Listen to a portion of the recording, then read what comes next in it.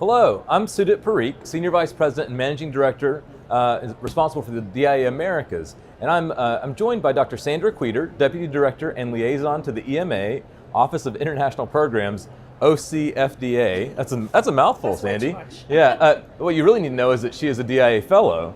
And then also joined by Dr. Peter Marks, Director of the Center for Biologics Evaluation and Research at the FDA. We're really fortunate to be here at the DIA 2018 Global Annual Meeting in Boston. And Dr. Kweder is going to chair the EMA FDA Question Time Diamond session tomorrow. And Dr. Marks will be a panelist in the FDA Town Hall session the same day. Dr. Marks has also participated in several other panels, including a really lively one today on precision medicine. Thank you so much for joining us, both of you. You're welcome. The sessions tomorrow are going to take a closer look at the EMA-FDA relationship. I'd love to explore that just a little bit. What you think is important, what you think is happening, what's going to be happening in the future. Dr. Kweder, in just a few words, can you tell us what areas are going to be covered in the session? Sure. Yeah, this is actually a fun session because the session is all about the questions of the audience. We give our speakers very strict instructions. We have a panel of 8 people, 4 pairs of experts from 4 topic areas in FDA and the European Medicines Agency. We give them 7 minutes and 1 slide to give an introduction so that we can get through everyone, and then the audience gets to ask the questions. That's great. So it's a little bit of a free-for-all. They get very nervous, but then it's always fine. That's great. But the general topic areas that we'll be covering are transparency, data transparency, pediatrics. The third one is rare diseases, activities in rare diseases. And the fourth one is I did say pediatrics. I did say pediatrics. Why am I'm blanking? There is a fourth one and it'll come to me. Okay. It's interesting because that's a great format. Did you give them a font size for their slides? Manufacturing. Manufacturing. CMC quality, product quality. How could I forget that one? 7 minutes, the font size, if it's small, that might be hard. Yeah, we're tough. We're tough. One topic that will probably be discussed tomorrow also is how both agencies can be engaged constructively and effectively to support the development of new, globally accessible medicines, particularly in the area of biologics. Dr. Marks, any thoughts on what might be discussed in that time? What I suspect people may want to talk about is how we achieve some regulatory convergence between the Europeans, the FDA, and perhaps other global regulators. I think everyone's looking, to figure out how they can streamline development programs, and not having to have different regulatory hurdles in different jurisdictions is probably one of the ways we can help with that. Yeah, absolutely. The challenge, of course, is that you've got a European system and a U.S. system that have different points of origin. Right. And each system has grown up and built regulations around its original laws. And yet, we're looking at the same information for the most part. So our challenge is to maintain scientific integrity, meet the laws of our land, but within that space, find ways to come together so that we don't have a lot of redundancy, that clinical trial resources, including patients, aren't wasted, really. It's kind of a term I don't like to use lightly, but that we can do things in a way that meets everyone's needs. Takes a lot of work. I understand that some of the first harmonization efforts started in the 80s, if I'm Yeah, I think they did. Actually, the late 80s, we started looking at ways to just very simple things like inspections, sharing, who inspected what when. It didn't mean we were sharing the details of those inspections, but we've evolved to a point where we're beginning to do more of that. And then one of the other big areas that we've been working on for a long time, since the 90s, a little bit since the 90s, but more like about 15 years ago, is pediatrics. Yeah. How far do you think we've come in that time? That's a long time. That's 30 years. Have we made significant progress? Enormous progress. Enormous progress. And my observation is, if you look back at the history of these engagements, when people first started having conversations across Europe and FDA and the US, it was, well, we're going to just share information. We're not sure about this alignment or harmonization. We're going to share information.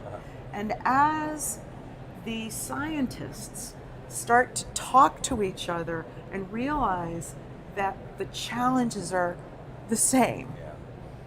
It really feeds their creativity and their willingness to really roll up their sleeves and solve tough problems together.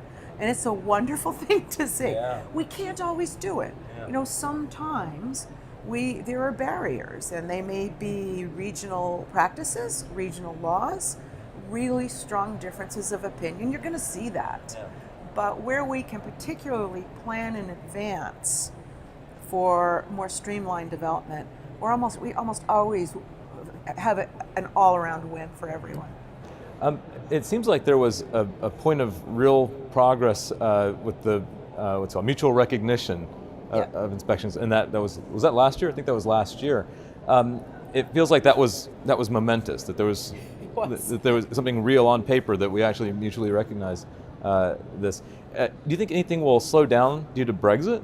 MHRA plays quite a role. Not related to this, no, not related to this. And this particular, the MRA, the Mutual Recognition Agreement that you're talking about, really speaks to sharing information about certain types. It's a selected cohort, but certain types of manufacturing inspections, the ones that are routine surveillance inspections, with the idea of trying to prevent duplication where we possibly can, and learn from each other. That's great. It's really good. It's the first time the U.S. has ever done this. Europe has had many of these. They have a number of MRAs with other regions, Canada, for instance. But we've not done it before. This is new for us. Yeah. One of the things I've noted is just the great relationship between you all at the US FDA and your counterparts. That has to take time to build that trust. Yeah. It does, and I think Peter would agree. And as we get to know each other and understand people's perspectives and where they come from, it's natural that people do that. One of the things I always say is, when you're a regulator in a given agency, you're sort of alone. I mean, you have your colleagues around you, but that's, for the most part, the extent of your peer group. And when all of a sudden you find you have an opportunity to really engage with other regulators, it's exciting. It really is. You hear fresh perspectives and realize that, maybe there are other ways to look at this or consider that, and it's fun. Yeah. It's a lot of fun. That's terrific. Turn to a different subject. Peter, we just came out of a precision medicine diamond session, and it was really, I thought it was fantastic. I learned a lot. One of the things that you said that caught my attention was that we don't know the answers. We don't have a path. Can you speak more to that in terms of, you talked about the risk and benefit? Yeah, so I think the issue here in precision medicine, there are some things we know a lot about, and other things we still are really learning about. And then there are still other things where we just don't know where we don't know. And I think gene editing is an area where there's still a tremendous amount to be learned. We've made tremendous progress, and there's tremendous promise for helping patients, but there's a lot we need to learn still. And so our goal, I think, is to move forward, help people move forward to get therapies towards the clinic and in the clinic and through to licensure, and at the same time making sure that we're keeping at least the appropriate level of safety that we need to see, so that the benefit risk is maintained for these, because we do recognize that for different diseases the benefit risk is different.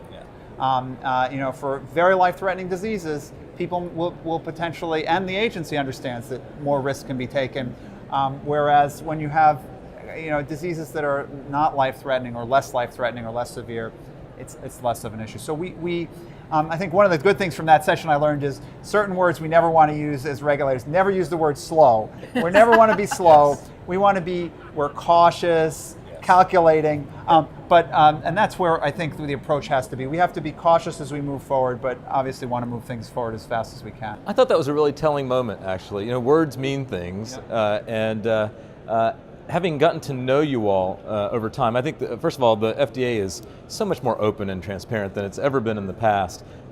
You all have become humanized, if that's not a rude thing to say. Part of that is knowing your own backgrounds. Do you mind if I ask you just quickly about your own backgrounds, how you got to FDA? I know that's not part of what we put in the questions here, but I'd love to ask that question. Much more interesting. So I have kind of a strange background perhaps for getting to FDA.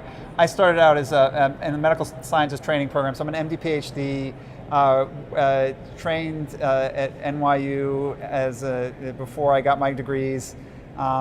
Then went on to do an internal medicine residency, hematology oncology fellowship here in Boston at Brigham and Women's Hospital. Then after that, went on actually to work in industry for a period of time and worked for a large pharmaceutical firm. And then came back to academics, went back to academics and worked at Yale for several years, helping to direct the clinical service in the Cancer Center. And then about 6.5 years ago, came to FDA as Deputy Center Director of the Center for Biologics, and I took over as Director a little over 2 years ago. So it's been incredible for me because I find the FDA is a wonderful way to synthesize a lot of the things I've done in the past. Yeah, and what I think it really speaks to is you've been in the shoes of the physician trying to treat a patient. Right.